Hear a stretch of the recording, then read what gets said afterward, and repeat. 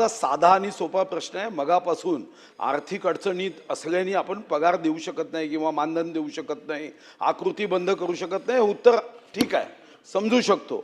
पण अध्यक्ष महाराज, आपण 24 फरवरी 2026 ला मंत्री महोदय बैठक घेतली।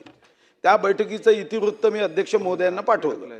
इतिवृत्तात आपण मान्य काय केलं की दर महिन्याला त्यांचं 10,000 रुपयाचं मानधन हे दर महिन्याला देऊ।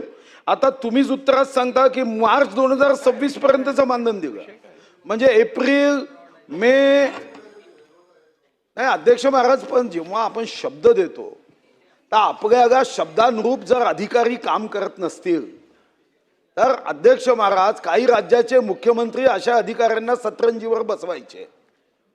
अधिकारी आपल्याला हवी आहे का?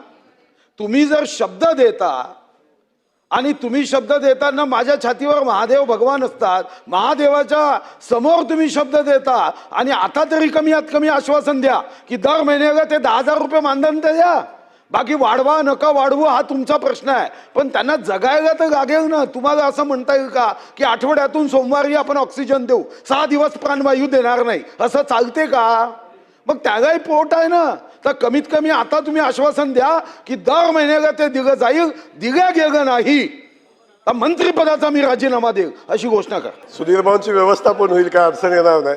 मी या ठिकाणी या निमित्तानं रेलटेल आणि ITI कंपनीची मुदत सप्टेंबर 25 ला संपली आणि नवीन कंपनी नेमण्यासाठी HPCकडे प्रस्ताव पेंडिंग आहे।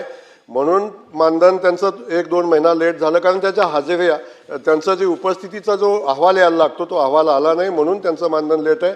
मी सभागृहाला आश्वस्त करेन की प्रति महिन्याला 1 ते 5 तारखेच्या दरम्यान त्यांचं मानधन दिलं जाईल, त्याच्यामध्ये कुठली अडचण येणार नाही।